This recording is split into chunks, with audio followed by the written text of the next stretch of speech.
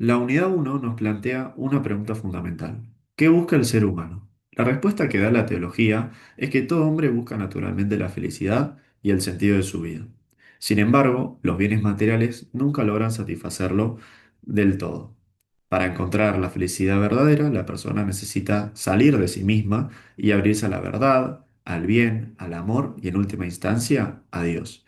Por eso se dice que el hombre es capax Dei, es decir, que está naturalmente abierto a Dios. Ahora bien, ¿cómo surge esta búsqueda? A través de dos tipos de experiencias. Las experiencias límite, que se relacionan con, por ejemplo, con el dolor, con la muerte o con el fracaso, mientras que por otro lado se encuentran las experiencias cumbre, como el amor, la solidaridad y la belleza. Ambas nos llevan a hacernos preguntas sobre el sentido de la vida y pueden conducirnos a una experiencia religiosa. La fe y la razón pueden llegar a conocer a Dios a través de distintas vías, pero la revelación sobrenatural es necesaria para conocer plenamente quién es Dios y cuál es su proyecto de salvación. Acerca de la unidad 2, nos muestra cómo Dios fue revelándose a lo largo de la historia. No lo hizo de una manera, no lo hizo de una sola vez, sino que fue de manera progresiva. Em, Primero en la creación y en la conciencia, luego en la historia de Israel y de forma definitiva en Jesucristo. Esta relación comenzó con el Dios de Abraham, Isaac y Jacob, continuó con la alianza de Moisés y culminó con un Dios de todos los pueblos. En tiempos de Jesús convivían distintos grupos religiosos, como por ejemplo los fariseos, los saduceos, los esenios y los celotes. La existencia histórica de Jesús está atestiguada no solo por el Nuevo Testamento, sino también por autores como Flavio Josefo y Tácito. Los cuatro evangelios surgieron en tres etapas y cada uno fue escrito para una comunidad distinta. Aunque todas son consideradas palabra de Dios, por haber sido inspiradas por el Espíritu Santo. Mi parte abarca la unidad 3 y 4, que se enfoca principalmente en la Biblia, en cómo leerla y qué lugar ocupa en la vida de los creyentes. Bueno, principalmente en la unidad 3 se presenta un plan de lectura que se llama Lee la Biblia, que es una propuesta que organiza la lectura de las escrituras de una manera más clara y comprensible para todo el mundo, y este plan lo va acompañando con una cantidad de videos explicativos.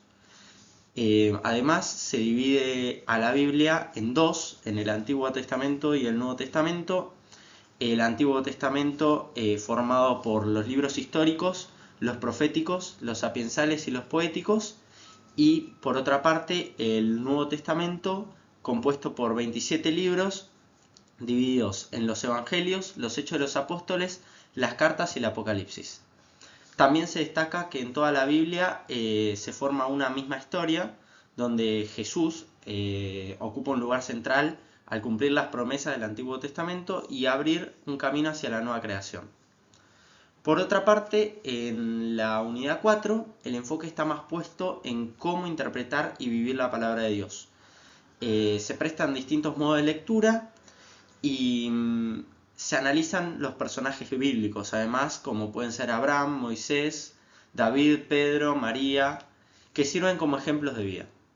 Por último, se resalta la importancia que tuvo el Concilio Vaticano II para acercar a los creyentes a la Biblia, junto con el mensaje del Papa Francisco, que invita a la lectura de las Escrituras, que forma una parte importante en la vida cotidiana de los creyentes.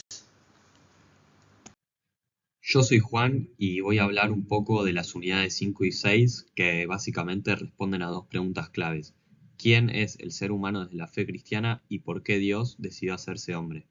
La unidad 5 trabaja en la antropología teológica, es decir, la visión del ser humano desde la mirada cristiana.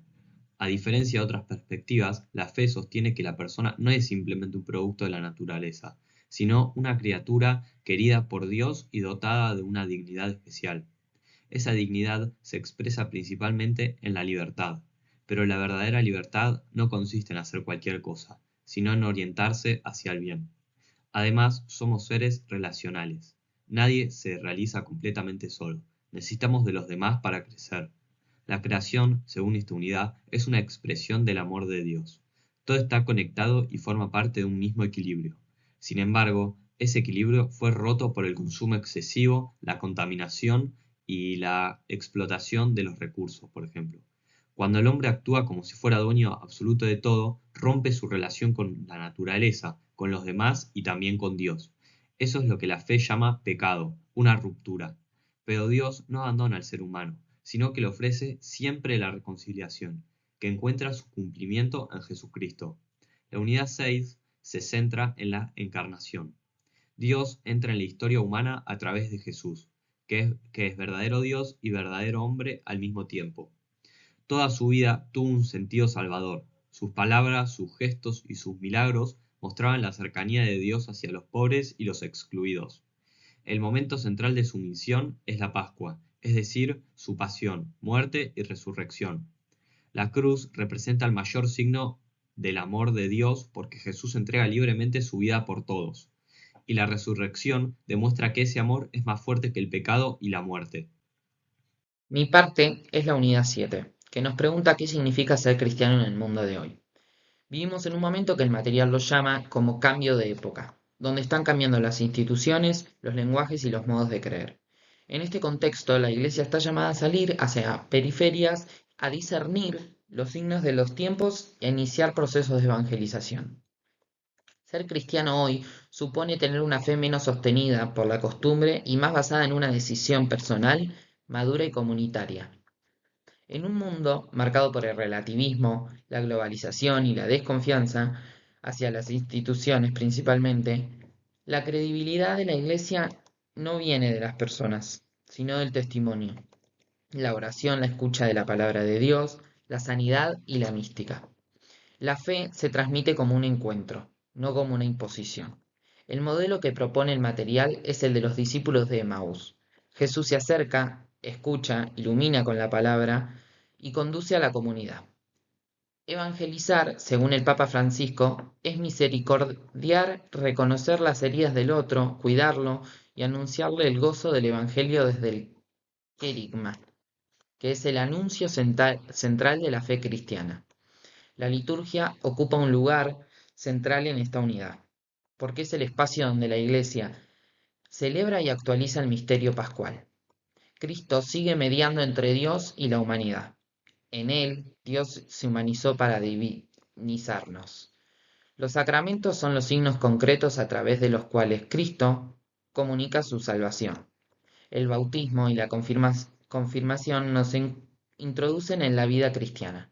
La Eucaristía nos alimenta. El matrimonio y el orden sacerdotal expresan fidelidad y servicio. Y la reconciliación, la unción y las exequias nos acompañan en los momentos de fragilidad. Ser cristiano hoy es, en definitiva, recibir una tradición viva, celebrarla en comunidad y traducirla en amor concreto hacia los demás.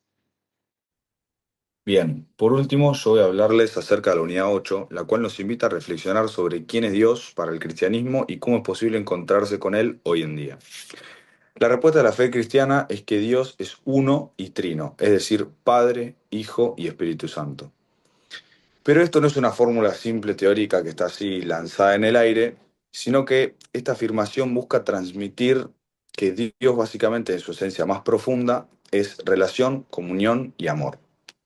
A lo largo de la historia, la Iglesia fue profundizando esta comprensión hasta formular el dogma trinitario en los primeros siglos, reconociendo que se trata del misterio central de la fe cristiana.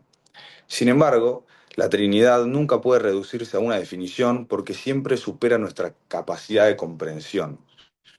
Entonces, esta reflexión también nos muestra que Dios no es una realidad aislada, sino que es una comunión entre el Padre, el Hijo y el Espíritu Santo, y esa comunión puede ser un modelo para la vida tanto familiar como la vida comunitaria. Por otro lado, la unidad también nos propone una imagen muy concreta para entender cómo actúa Dios, en este caso, la peregrinación. Así como quien recorre un camino y no sabe todo lo que va a encontrar, la relación con Dios también implica avanzar, descubrir y aprender en el camino. La experiencia del Camino de Santiago, que se trabajó en el curso y la hemos visto en distintas clases, nos mostró que muchas veces el verdadero sentido no está solo en llegar a la meta, sino en todo lo que implica que uno tiene que hacer para llegar a la meta y durante ese recorrido, que es el esfuerzo, la ayuda recibida, el encuentro con las demás personas en el camino, entre otras cosas. Jesús no se presenta como alguien que obliga, sino como quien camina junto a cada persona, respetando sus tiempos y sus formas. El Papa Francisco entra dentro de esta unidad también porque lo ilustra con una imagen muy clara. El verdadero peregrino lleva el paso de quien camina más lento. Finalmente, la experiencia de los santuarios, y especialmente el de Luján, muestra que incluso en una época de grandes cambios culturales, muchas personas siguen buscando espacios de espiritualidad y trascendencia. La fe, entonces, ya para concluir, no es solo aceptar verdades, sino que es descubrir una compañía que le da sentido al camino de vida.